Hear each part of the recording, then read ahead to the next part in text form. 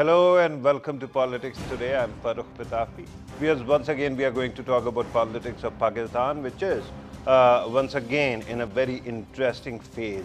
Maulana Fazlur Rahman is on his way, left Multan today, and then he is going to go to Lahore, and after that he is going to come to Islamabad.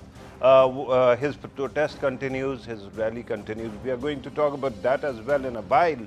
But there is another very important development that took place in Islamabad today, and that is regarding former Prime Minister Mian Nawaz Sharif, who was granted a reprieve of 8 weeks because of his health. We will try to understand what exactly does that mean.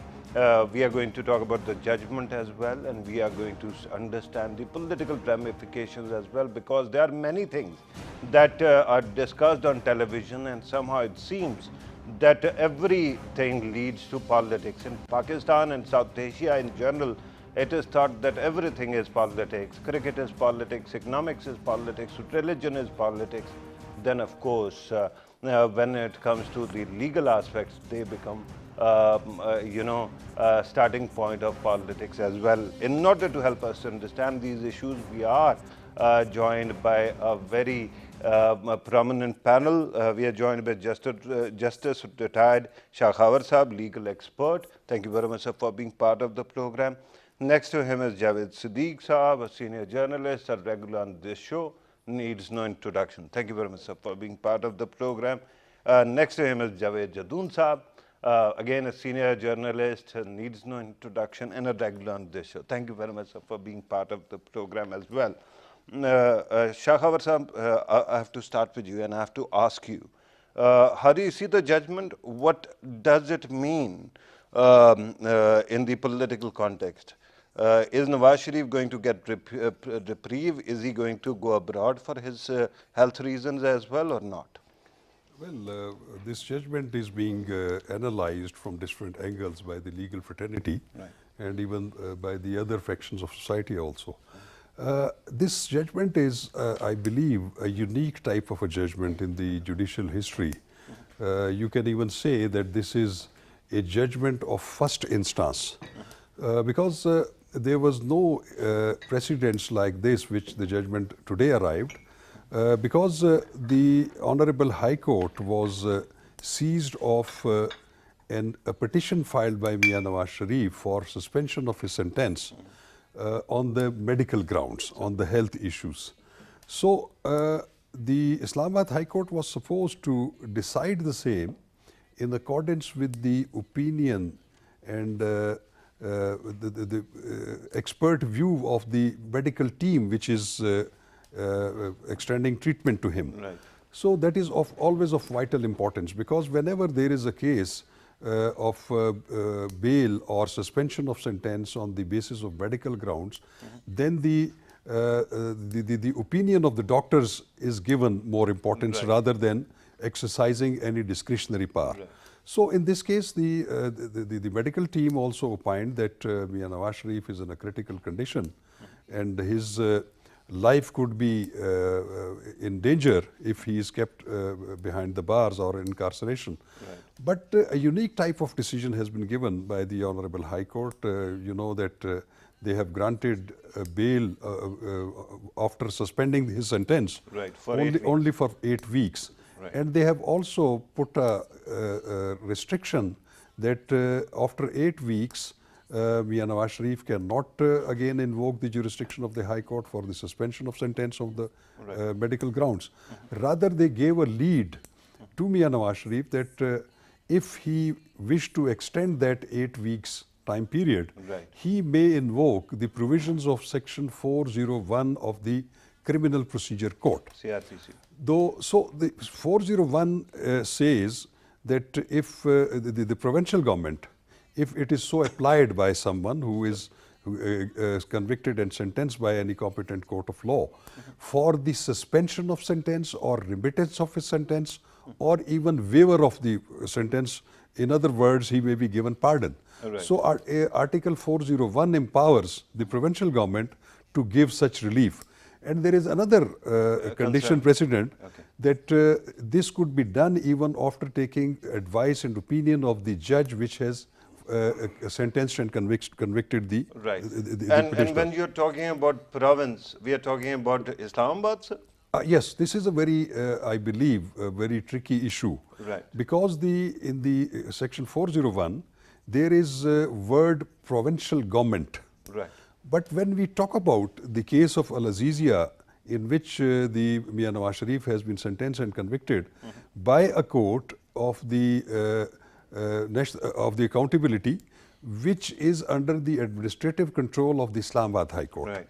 And for that matter, it could not be said that if he intends to invoke the provisions of section 401, he is not obliged to apply to the provincial government of Punjab or any other province. Right. He has to then apply to the Chief Commissioner of Islamabad, who is the head of the Islamabad Capital Territory. That's a very important nuance. And again, he has to refer the matter to the President of Pakistan because there is no provincial government here. Right. There is no Chief Minister, no Governor. So the powers in Islamabad Capital Territory, that is exercised by the President of Pakistan. Right. And President of Pakistan has the power and privilege under Article 45 of the Constitution of Pakistan, in which he can remit, he can waive, or even pardon any sentence passed by any court or any tribunal. I'm really grateful for that explanation, especially because it highlights one weakness of the CRPC as well, that we are still using the definitions or terminologies which are outdated. Let me go to Javed Sadiq Saab. Sir, we have listened to the legal commentary. Now, how exactly is it going to shape the politics of Pakistan? Is it going to be merely a case of health recovery? But last time Nawaz Sharif was given an unprecedented reprieve, we saw that instead of going to the hospitals, he stayed mostly out of the hospitals, right? Yeah, I think the PMLN was expecting by the court, the Islamabad High Court, a bail for an indefinite period of time. Right. Not a conditional bail for 8 weeks.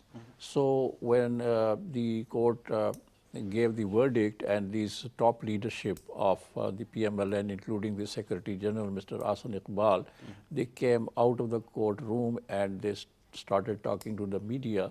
They were a bit depressed. Okay. And they said that 8 weeks is not enough period for the former Prime Minister Nawaz Sharif to get the proper treatment because he's critically ill and he needs more time.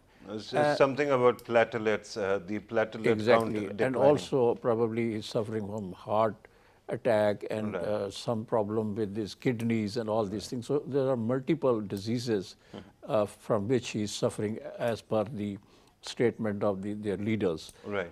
So they were expecting that if they are granted bail, in this case, Al Azizia case, then the Nawaz Sharif former Prime Minister will be free to move around and probably will be even issuing political statements. Okay. So that didn't happen. So I think... but he can issue political statements, you're saying? No. They were anticipating that? They were anticipating that if he's on bail... Yeah, but the question then is whether he is critically ill or he is not. He is, but you know, he's a political being. He has been the Prime Minister of Pakistan 3 times, and he still is he is basically the head of the PMLN, although he is not, technically he's been disqualified. But still, you know, the PMLN workers and leaders look to him for guidance or for leadership. So they were expecting that they will get a big relief. And you know, they were distributing sweets even when yesterday in Lahore he was granted a bail. They have the worst timing of distributing sweets. Every time they do it, so I think it backfires. I think what the PMLN was expecting didn't happen, and that would have given an impetus to this march led by Maulana Fazlur Rahman, because the PMLN would have been more excited.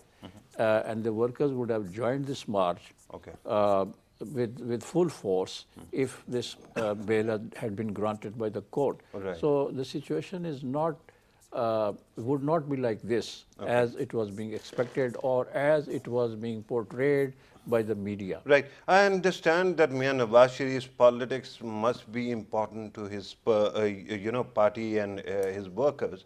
But is his health also important? It How is. important it is? It is very important in the sense that actually the pivotal force in PMLN is Mr. Nawaz Sharif. Although his younger brother is reportedly managing the affairs of the party right now. Officially. Yeah. Officially. But actually the entire PMLN workforce and the leaders on the top, they rally around Nawaz Sharif. And he is the figure around which the politics of PMLN revolves. So I think if he's not there, if he's critically ill, if he is, because there's a big question mark whether, there are certain skeptical elements who are saying, especially the media. Exactly. Who are saying 24/7, that right? this illness of Mr. Nawaz Sharif is also maneuvered. Because that actually, the board of the doctors probably Right. they Javed have, Sadiq Sahab, there's a reason I mentioned the previous incident when he was given reprieve. At that time, everybody was very worried that he might be really very ill, and he might be. But somehow he, out of the weeks that were given to him, he chose to spend most of the time out Meeting of people. hospital. Yeah, meeting people and out of hospital. and doing politics. And that actually And was a also- dampener for anybody who believed that his health might And be an also, issue. sorry for Yeah. a footnote, that the PMLN workers, they were thinking that if he's granted bail, then it will have a very positive and very encouraging effect on the politics of PMLN. Yeah, you just mentioned that. Let me bring in Javed Jadoon Sahab. Sir, your take on today, the verdict's importance, especially when seen from the prism of media. Thank you very much, Farah. I think if you look at the whole situation from different perspectives, from media's perspective and legal has already been discussed by our colleague. Media and political, of course. And of course, I think, in my opinion, it was a very right decision on part of the Islamabad High Court because it's just a speculation going on. But as far as the panel of the doctors goes, he is suffering from multiple complications and some of them life-threatening as well. And given his stature, his political stature in Pakistan, 3 times Prime Minister, if God forbid something happens to him in the lockup or in jail or in government custody, I think that could have very serious implications, political implications for the PTI government. You're talking in terms of politics, right? Politics, yes. But the I will point come. is, anybody who's incarcerated, he has a right to live, right? Anybody who's there, if he is suffering from some disease, must have some kind of recourse where they can get any kind of Why help. not? Why not? But this particular case is different because he is the head of one of the largest political parties, and their narrative is, former head of the and their narrative is basically it is based on the premise that he has been victimized, and it is a witch hunt against his party and the leadership of that particular party. And from government perspective, I think the very right statements are coming from the Prime Minister as well. Right. Even today he stated that no irresponsible statement should be issued by the government leaders. I think that's a very positive He tweeted gesture. actually wishing and, him health. Right? Absolutely. Yeah. And now coming the media perspective, I think so much of conspiracy theories are circulating and particularly are being spread by certain sections of the media. I think this is unfortunate as well because certain section, you're talking about the anchors, right? anchors, absolutely. Okay, most of the anchors. Farah, who were summoned by the court. even Islamabad High Court has taken up this particular issue.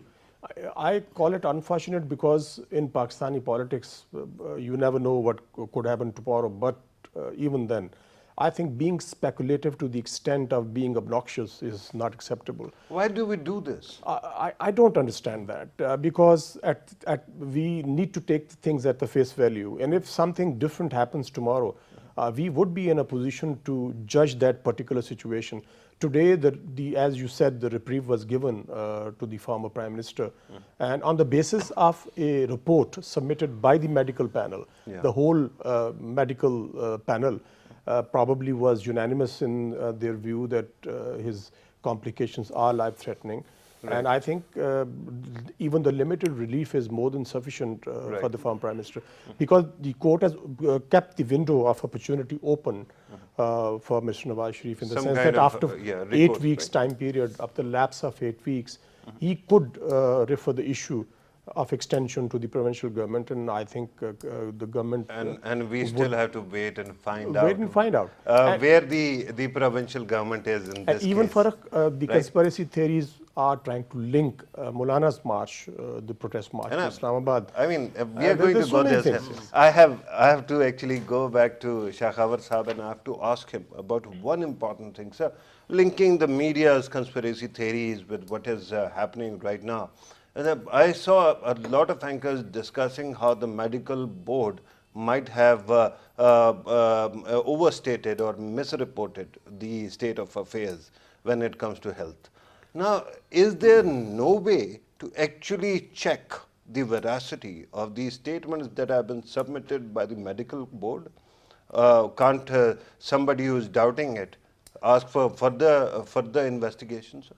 I believe this is unfortunate that you try to judge the expert opinion of someone, because the medical board is comprising of very prominent and eminent physicians and surgeons, and the expert opinion is always given weightage even by the judiciary. So I believe such speculations must stop. Okay. And there is no need that there should be a mechanism or there should be a supra board which may check the opinion of the doctors who have already given their opinion. I believe this should be honored. I understand what you are saying, sir, and I respect it as well. My concern is that somehow in Pakistan, we have the post-truth society and everybody feels entitled to their own facts. Can't we actually bring down the amount of conspiracy theories if we can examine and cross-examine everything that is accused of some malfeasance? I think there must be some mechanisms. There is a code of conduct even for the journalist and the analyst and even I was anchor talking about the persons doctor as also. well. But media is, of course, important. But I think the expert opinions must be honored, and it should not be doubted, because in such cases where there is a petition for bail on the basis of health issues or suspension of sentence on the basis of health issues, so the doctor's opinion is always of a vital importance. Right. And in other words, in that case, the actual judge is the doctor, not the judge, because judge has to decide in accordance with the expert opinion rendered by the medical board. Yeah, that is important, sir. You want to comment on that? I just want to... Let me just mention one thing. One gentleman, I heard one gentleman on television saying that since the doctor in question has been with the Sharif family for 20 years, that might actually color his And the judgment. NAB has issued a notice to that doctor. Yeah, exactly. Actually, on the media perspective, I was trying to say that what media is saying, or the speculations that are taking rounds in the Pakistani media, has a background to it. Right. We all remember that post 99 coup, Nawaz Sharif was sentenced, and a very serious case was being tried against him, hijacking of an aircraft, and suddenly journalists like me and you, we were told that a press conference is being addressed by Begum Kulsum Nawaz in F10 at the offices of the PMLN, and we all went there, and to our surprise and shock, we were told that Mr. Nawaz Sharif, his father, and the entire family is leaving for Saudi Arabia. Right. The sentence was quashed, or whatever what was done. Yeah. So that happened. But you're Again, talking about a situation where the constitution was suspended, right. and there was a dictator in power. And again, when 2007, NRO was signed between the then President General Pervez Musharraf and the former Prime Minister Benazir Bhutto in Dubai, you know, she came back under an agreement. No, but NRO was cancelled by the courts. Later on. But we, the Pakistani people, witnessed this. Right. And following the return of Benazir Bhutto, Nawaz Sharif was also allowed to come back to Pakistan. President No, I Musharraf, understand, sir. But here's the the concern that the very fair point that Shekhawat Sahab has He just is very right. highlighted. He's If very you are right. an expert, I mean, your intentions should be challenged by the media. No. What I'm saying is that why media is actually playing up these speculations. Right. But and for they media practically has become and- judge, jury, and executioner. Yeah, That's- I think executioner is most important. I think this is not media's job. That's a different thing. But you know, the other thing was that General Pervez Musharraf, the former president of Pakistan, when he was being tried by a court, suddenly, while he started coming towards the court in Islamabad, he was diverted. You're talking about AFIC, Exactly. right? So all these No, but events. that diversion all was these- not that all was these- not done by the courts. Okay, It was but- done by the interior minister But all of these, that time. you know, all these Not events. even Yeah. But all these events had a background to it. So the people of Pakistan or the media is very skeptic about all this. sir, So that I is why these respect this speculations are argument. taking rounds. Javed Sadiq Sahab, I respect this argument. I'm coming to you, sir. But with due respect, there are people who are murdered in Pakistan as well, right? It doesn't mean that I stop trusting everybody who's sitting next to me, right? I'm not saying It doesn't mean everybody is going to kill me. So too much of conspiracy theory Of actually course, it's totally not good. destroys It's the not good. discourse. But the Islamabad High Court has taken note of it. Yeah. All those anchors who were doing speculations in a talk show and a couple of talk shows. Yeah, but I just highlighted another kind of speculation even happening today. Yeah. Somebody is actually challenging the medical board. Right. So the Islamabad High Court has So as an summoned anchor, all those. I'm a judge, I'm all a jury, anchors have been. I'm a medical expert. and prosecutor I'm, also. everything. But this is what the court has done. So let's see how the court treats this issue. Right. Javed Jadoo. I was just trying to add, Faraq, that in Pakistan it is very strange that media in Pakistan has become a real arbiter of all political happenings. That they believe that even they can go for a regime change. I wouldn't like to name the person, but it happened in Pakistan. But do we have examples anywhere else that the media behaves like the media behaves in Pakistan? There are some fundamentals and the core issues. For example, Faraq, you and me, we know that until you have the facts verified by at least two sources, you can't broadcast or you print that news. And when you talk about the unnamed sources, you protect them. That is why you do not name the sources. Right. Otherwise, you do have the sources, you do know what exactly is your source. If your story is based on that source, you can definitely do that.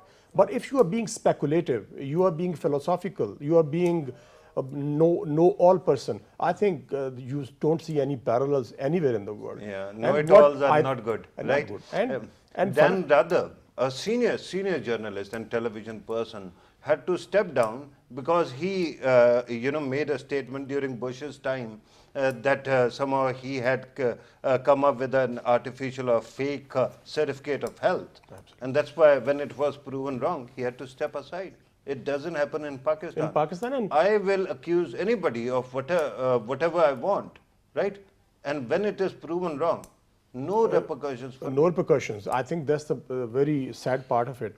And they are trying to tarnish the image of the judiciary, even the image of the medical profession, and the government, implicated the government do you as think well. media in Pakistan is self-aware enough that they know that they are doing it?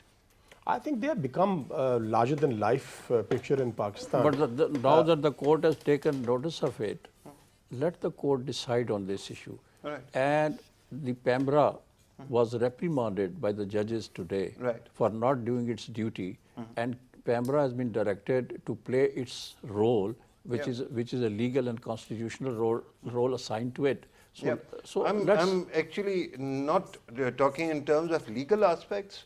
My concern is it is Is the my journalistic profession, ethics, right? yes. Right. Your profession Okay, is profession. but So we owe it. there's a code of conduct. Yeah. and the courts, and the former judge is sitting here, the courts can play a very important role in bringing that code of conduct into action. So and we into journalists are operation. going to pass the buck to anybody else. We are not going to take No, responsibility. we are also responsible for of what that. we are doing. Huh? Absolutely. So, I think- yes, please. I just would like to add a few words. Farah, I think we do have examples from different countries of the world, developed, underdeveloped, developing, etc. Media has certain code of, media houses rather. I don't believe in governmental controls or the code of conduct coming from the government. Right. It is the code of conduct being implemented by the media houses themselves. Right. And I think journalists do follow them. We have seen many examples like you don't show dead bodies, and it was done by by an American media outlet in Afghanistan. And I think that really had so much of repercussions in the United States of America. A lot of criticism was directed towards that particular media house. I think I'm talking about the code of conduct, which has to be pursued, followed, implemented by the media. I think we all know that there are editorial meetings held in the morning, and in those particular editorial meetings, you decide what is going to be broadcast and what kind of a content. There what has kind to of be a an topics. editorial board And as per PEMRA Farah, laws. according to my knowledge, this is not happening in Pakistan. Right. Basically, the anchors, they come, they decide their own topics, they decide their own agenda. Not this one. No, I'm talking about the private Just sector. clarify my I'm position. talking about the private Right, sector. right. But what I've worked there as what is well. the role of PEMRA, a regulatory body No, of which is course it is. supposed to keep them on track? No, that is true. But that is a regulator has to work with the owners and the organization, Exactly. right? No, but And why this we is- always and need a the regulator? journalists But have to this actually is come why up- we always need a but regulator. This is what the Chief Justice has pointed out Right. to the chairman of PEMRA, that you play your role. Okay. And, that is a very important point. Shahawar Sahab, here's the question.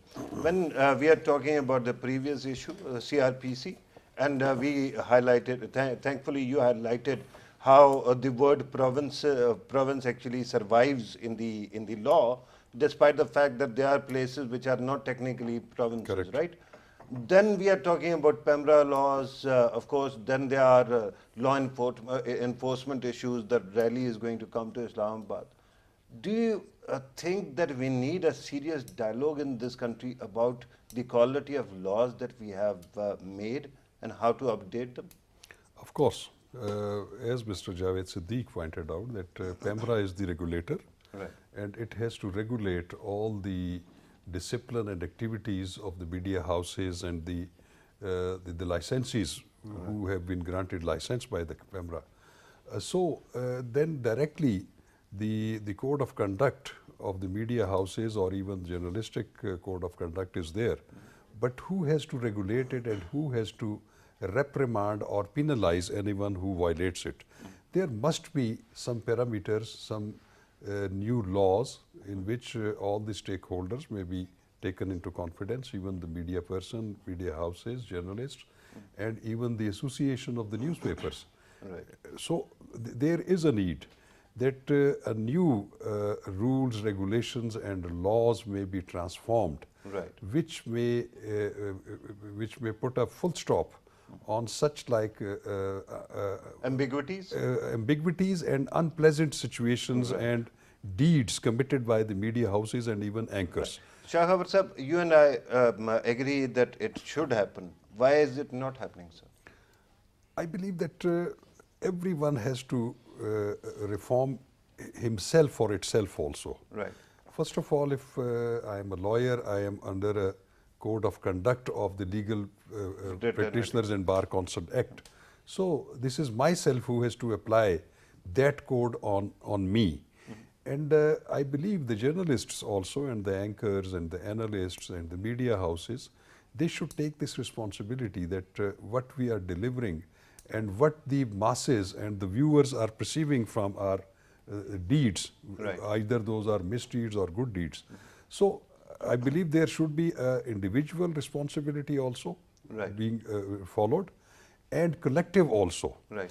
And above all, there must be laws then I think that these misdeeds could be transformed in a positive manner. Absolutely. Here's the concern, sir. In the think tanks, usually you are supposed to have the audit of various laws as well. And we have seen various international examples. In Pakistan, the Law and Justice Commission might have actually taken cognizance of certain issues. But I don't see the private sector or other think tanks in the private sector actually taking this matter to the fore. Why so? Of course not. This is an unfortunate aspect of the matter. Talking about the Pakistan Law and Justice Commission of Pakistan, I believe that is doing much good and but better. Right. And it has given so many suggestions to the Parliament to implement the laws, even on the criminal side, civil side, even the media laws also. Right. But I believe the responsibility lies on the Parliament, that the parliamentarians have to come forward. Right. And they have to introduce and form such laws which may keep all the segments of society in order and in a discipline. Right, that is very important. Javed Sadiq Saab, while Shahawar Saab was talking about the journalists and the lawyers, it reminded me of certain cases where I've seen the sense of entitlement, right? If I have the press sticker on my vehicle, I will not actually stop at the various stops where police stops me. Right. Similarly, we have seen that there might be code of conduct, but yet we kind of pretend that we are bigger than the system. System can't stop us. So how do you reform that kind of mindset, sir? I think the code of conduct that has been agreed to by various stakeholders, the journalists, the media houses owners, and everybody else, if they have agreed to a code of conduct. Have they? Yes, there is. The CPNE, for instance, Council for Pakistan Newspaper Editors, That they is have, for print media, right? yes, they have evolved a code of conduct. And this body, which is a body of the editors of the newspapers, must implement that code of conduct, or they should sensitize the journalists that they should abide by this code of conduct. Similarly, the APNS, All Pakistan Newspaper Society, which is the society of the owners of the media houses, print media, they are supposed to enforce that code of conduct. When Pakistan was in the age of print media only, we didn't have these, plethora of these TV channels. Okay, I thought you were talking about talking heads. Yes. So, the code of conduct was being followed by the print media. Right. Both the owners and the editors, they would ensure that the code of conduct that they have agreed to is implemented in letter and spirit. Right. And there people didn't have any complaints about the newspapers speculating on some important sensitive issues. Yeah, but, this problem has emerged only after the introduction of the electronic media in Pakistan. Right. And now it is going to increase because now things are going to shift away from television to mobile phones. Exactly. And social media. So the Chief Justice of the Islamabad High Court has also summoned the anchors who participated in 2 programs on this entire issue, that a deal is being worked out. Yeah. And behind the scene, efforts are being made to send Nawaz Sharif abroad. A deal is the done. hearsay, right? It is done. It is all hearsay, and we are not going to actually repeat this is what was. the Chief Justice has taken notice of it, Yeah, and I think he's rightly done it.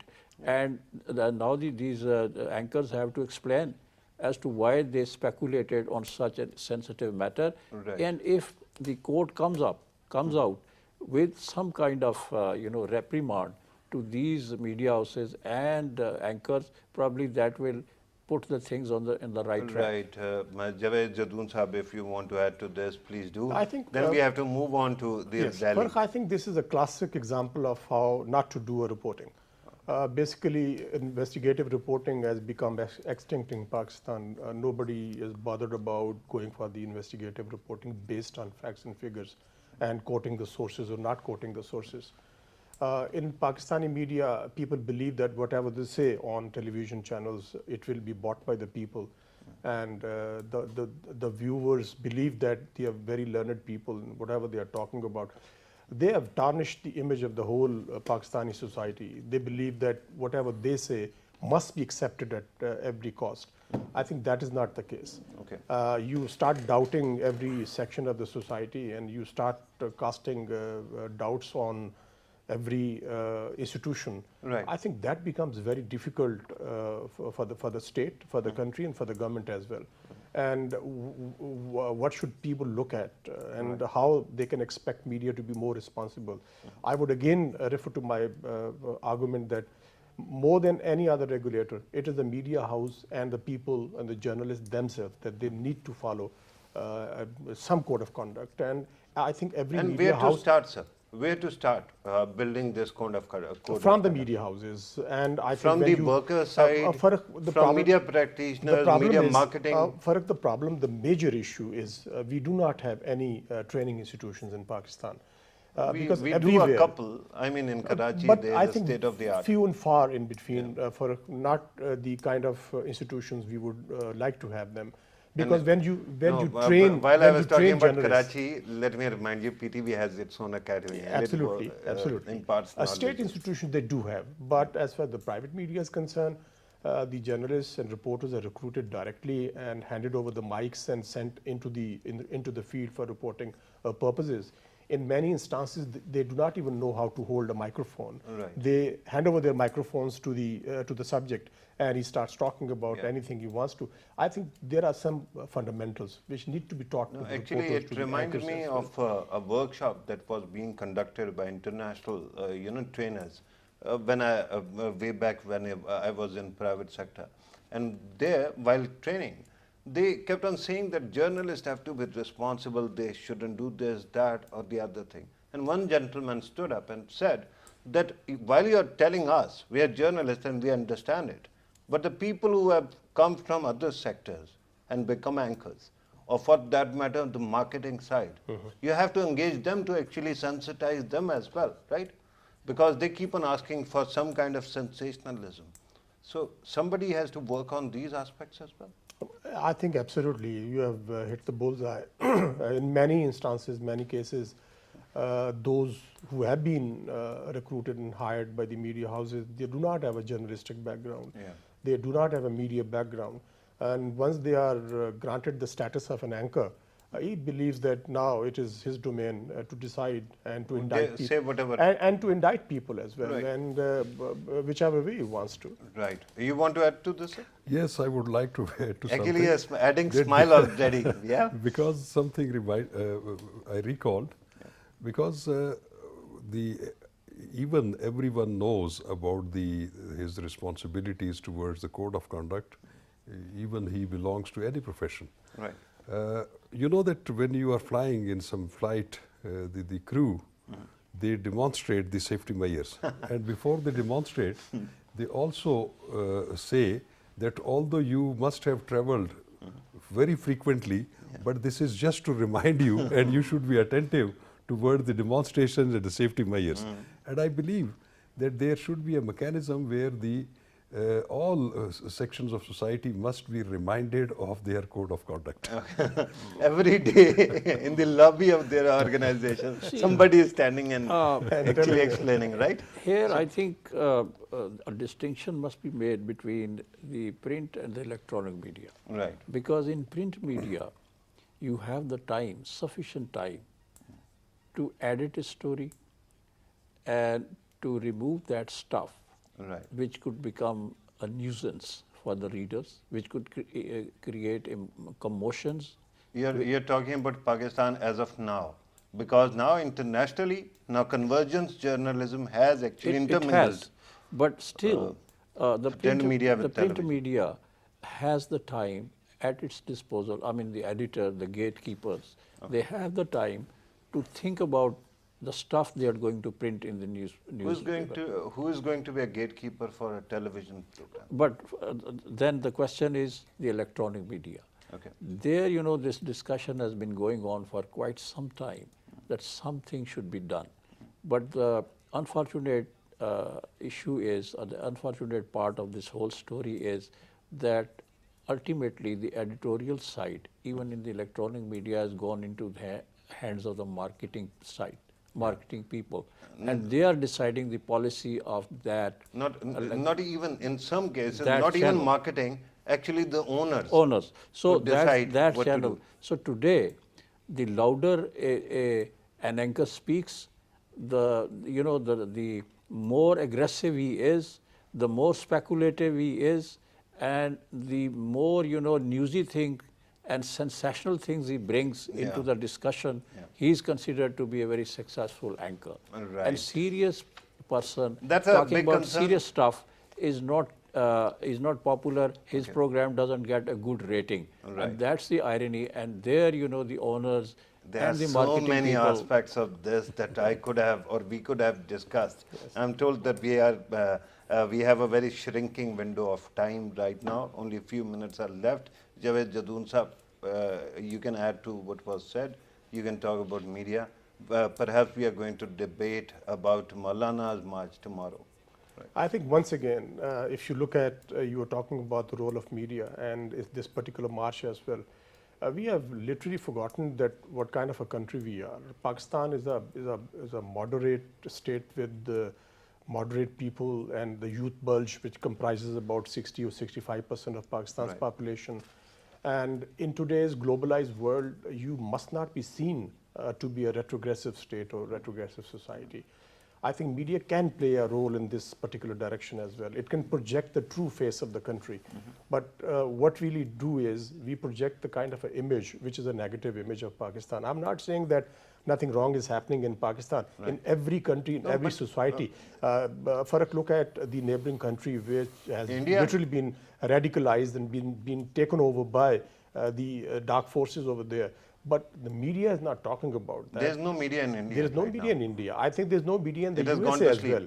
Even in the United States of America, media does not question the establishment to the extent we do that in Pakistan. In America it and does. In America in it the does. context of conspiracy but theories, about the Indian media, they are towing the line of Modi government and the establishment. Yeah, Exactly. So that's why the Exactly. independent media has gone to sleep Yeah. right now. That's and right. in Pakistan, Faraq Right. is so unfortunate that the role of the establishment or the role of the armed forces is discussed in such an irresponsible manner. but is it, that it conveys the kind is of a it a message. push factor I think in or a many, pull factor? And Faraq, we know that in many instances, the Western leaderships, even the American leadership, quoted Pakistani media. Why Pakistan is being projected in a negative manner? They said that this is what is being reported by the Pakistani media. Right. So when you talk about the role of the establishment and the dominance of the establishment in You want to controlling add to this, I the know. civilian governments, I think this is bought by the developed world. but- and but you see, Yeah, but I would Just actually trade, a totally craven media like India for an independent and noisy media like Pakistan. I will be very happy to But- retain what I've got. But we must also remember and must not forget the fact that the independent channels were introduced in Pakistan by a military dictator himself. And he encouraged these channels and this free discussion on these electronic media channels. And today we are seeing the result of that. Right. Shah Khabar Sahib, if you want to add any last I will just minute. add to one thing that yes, the right of information is a fundamental obligation to be provided to the citizens of Pakistan. But information should be just for the sake of information, but few areas like security of Pakistan and even the judiciary, I believe if we make any comment, Yes. we have to be very, very careful. But the Constitution have to be- provides a Of course. protection, a Yes, of blanket course. protection to these two institutions. So we have to be very, very careful while discussing these two institutions, I believe. Right. And while this kind of status is accorded to media's own owners, I hope that the state is respected in that way. I totally see Yes, your of point, sir. Justice retired Shah Khabar Sahib, thank you very much, sir, for your time. Javed Sadiq Sahib, Javed Jadoon Sahib, always a great pleasure having you in the show. Viewers, we started by discussing the judgment of today. And since media is such a big part of the political situation in the country, we had to actually focus a lot on this matter because honestly, every other day when journalists and our own brethren actually make some claims on television, some rather bizarre or wild claims, and they are later disproven, that actually embarrasses us also. And that might actually create a lot of problem for the country. But here's the thing, there is a push side and there's a pull side. There is a supply side and demand side. Everybody keeps on talking about demand being such, but the point is that there are many good programs that have been able to garner the kind of ratings that were needed. So perhaps instead of actually telling ourselves as a community, we have to start asking people what they want. If we do that, I'm sure a moderate society will highlight its moderate features rather than the entire network of hearsay we keep on seeing on television. This was today's program. Thank you very much for watching. Take care.